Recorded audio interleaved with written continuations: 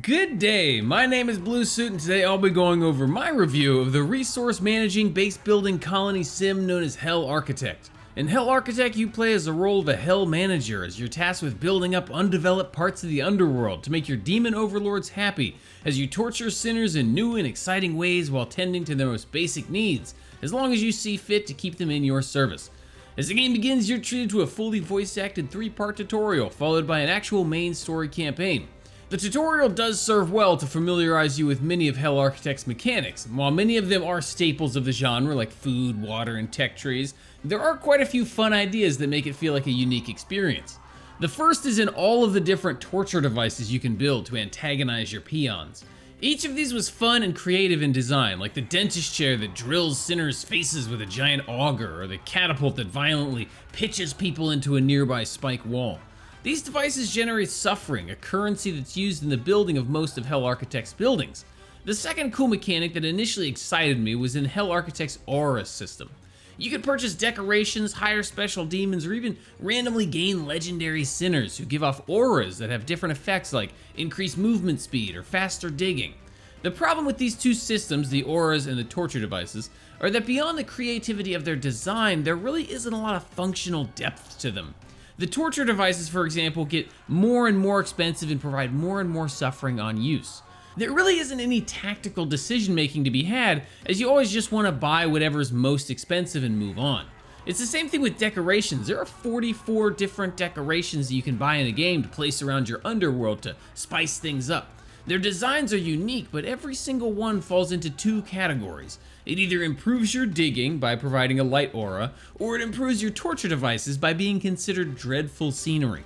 The vast majority of items in the game follow this trend as well. For example, you need to maintain your sinners' health by keeping them fed and watered, but there aren't many choices on how to make your hell special. Instead, you pretty much just have to build tier 1 food and water options, and then tier 2, and so on and so forth. And it just feels like most playthroughs are going to be the exact same progression, with the only difference being in how you decorate your colony. These missed opportunities could have been used to flex some more creativity and allow players to play the game in more ways, but it's mostly a single playthrough type of game. That's not to say the stuff you can build isn't cool though. Building platforms with bits of broken glass on them so your sinners will suffer more is great. Making them eat smelly gloop and drink dirty water was fun too, but once you get over Hell Architect's shock humor on your first colony, the second time around it's a lot less charming. There is, however, a special building category that does provide some tactical depth. Here you can find things like the Hellployment Center that allows you to put sinners to work in specific locations, like always having Mary do brewer duty, raising her skill and making your colony overall more efficient. Or the Vault that allows you to dig up artifacts, which give you huge bonuses for a couple minutes at a time and then break and become unusable. There are several systems that work in Hell Architect that really bring the gameplay to a slow grind, and the first is in its resource generation. Every building and item in the game costs resources, whether it be metal, dirt, coal, crystals, suffering, or essence. But the way that you gather these resources is by waiting. You tell your sinners to go to the torture chamber and you wait. You tell them to dig and you wait. You tell them to make food and you wait. And all the while you're just spending your time watching the resource bars fill up so you can buy your next upgrade.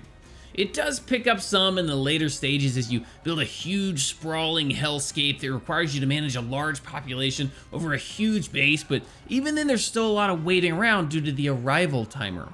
As you progress through the game, new sinners will arrive to your doorstep on a timer. With each new recruit, the timer increases. Coupled with the fact that you have to execute your sinners to gain vital essence, you never have enough of them. And even when you have a functioning automated underworld society, you'll just be staring at that arrival timer waiting for your next sinner to get here. You can pick up Hell Architect when it launches today, August 18th, 2021. It's a humorous, low-brow base builder in the underworld that does manage to put a spin on the classic colony sim by being more about suffering than survival. But shallow functionality and a lack of fresh gameplay ideas only make it a delight for a single playthrough. In their Discord, the devs have stated that it will cost $25 at launch with a discount, but it really isn't worth quite that much, so I'm valuing Hell Architect at $15, and I recommend it to fans of light base building sims who are looking for something a bit bloodier. As a final note, if you're watching this review because you're a fan of Oxygen Not Included, going into Hell Architect with that expectation is a recipe for disappointment. I hope you enjoyed this review of Hell Architect. Come see me on Twitch where you can watch our reviews in progress 5 nights a week. As always, don't forget to like, subscribe, and let me know in the comments what you thought about it.